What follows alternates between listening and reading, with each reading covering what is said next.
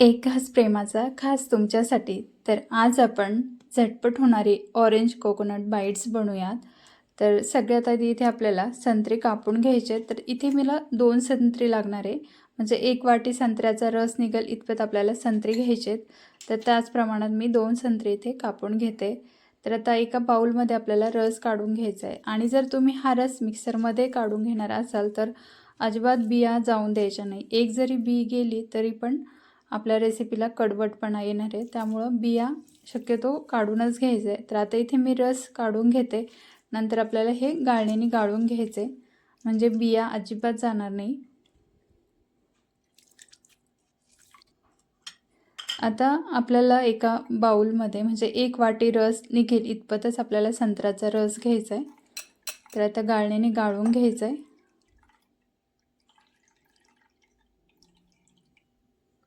तर बरोबर 1 वाटी रस निघाला आहे.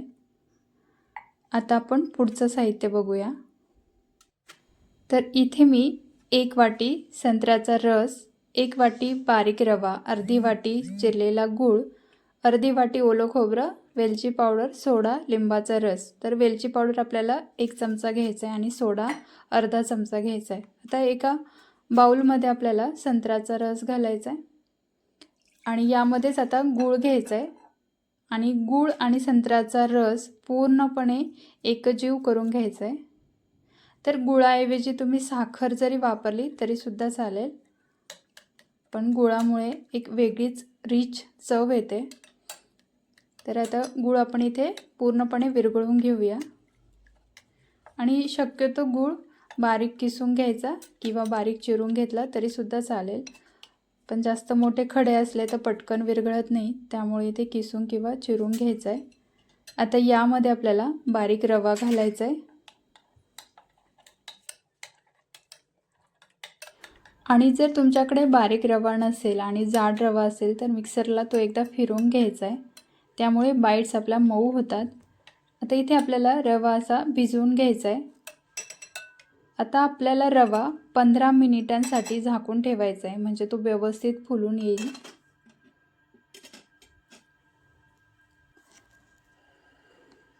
आता 15 मिनिटं आपण बाजूला ठेवून देऊ, तोपर्यंत आपण पुढची तयारी करू.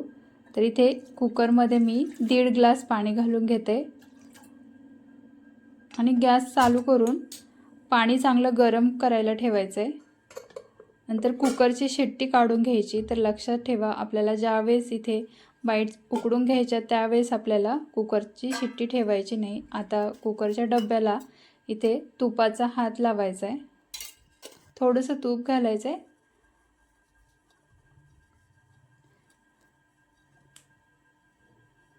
आता आपल्याला 15 मिनिटांनी बघायचं आहे.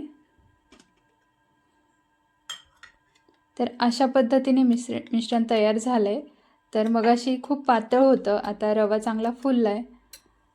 आता ह्या स्टेजला आपल्याला ओलं खोबरं घालायचं आहे आणि जर तुमच्याकडे ओलं खोबरं नसेल तर सुक्कं खोबरं घ्यायचं आहे, ते मिक्सरला बारीक करायचं आहे आणि मग ते घालायचं आहे, जेणेकरून बाईट्स एकजीव होतात.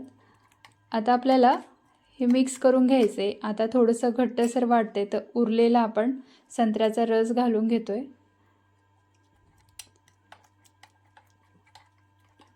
आता पीठ जास्त घट्ट किंवा पातळ नसावं, अगदी इडलीच्या पिठासारखंच करायचं आहे. तर अशा पद्धतीने तुम्ही इथे बघू शकता.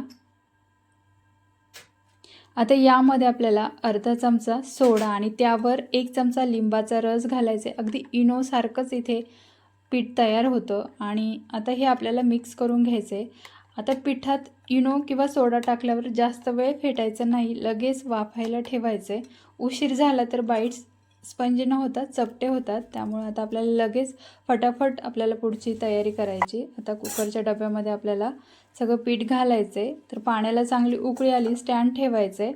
आता आपल्याला लगेच डबा कुकरमध्ये घालून झाकण लावायचं आहे. तर लक्षात ठेवा, इथे शिट्टी मी काढून घेतली आहे. आता 15 मिनिटे आपल्याला वाफवून घ्यायचं आहे. तर 15 मिनिटांनी बघूया.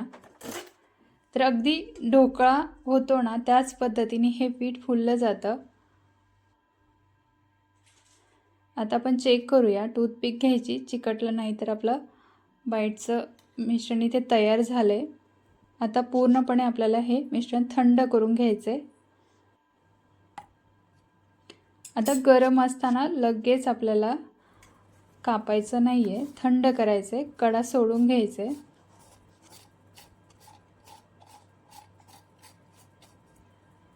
तुम्ही तुमच्या आवडीनुसार कापू शकता. तर इथे मी ढोकळ्यासारखं कापून घेते. विशेष काय आहे माहिती आहे यात? ना दही आहे, ना तेल, ना तूप, फक्त रवा, संत्र्याचा रस आणि नारळ. आणि कढईमध्ये फक्त 15 मिनटं वाफवलं की तयार झालं. आणि हे दिसायला सुंदर आणि चवीला तर एकदम रिफ्रेशिंग आहे. तर बघा अगदी ढोकळ्यासारखं झालंय. तर इथे आपण एका डिशमध्ये काढून घेऊया. आणि मधासोबत खायला हे अप्रतिम लागतं. तर इथे आपण आता थोडंसं मध घालूया वरतून आणि थोडेसे आपण ड्रायफ्रूट्स जे पिस्त्याचे काप घालून घेऊ. कमी साहित्यात ही भन्नाट रेसिपी एकदा तरी तुम्ही नक्की ट्राय करा. खूप भन्नाट लागते. तर तयार झाली आपली झटपट होणारी ऑरेंज कोकोनट बाईट्स. तर नक्की बनवून पहा आणि रेसिपी आवडली असेल तर लाईक शेअर नक्की करा. पुन्हा भेटूया अशाच एका नवीन रेसिपीसोबत.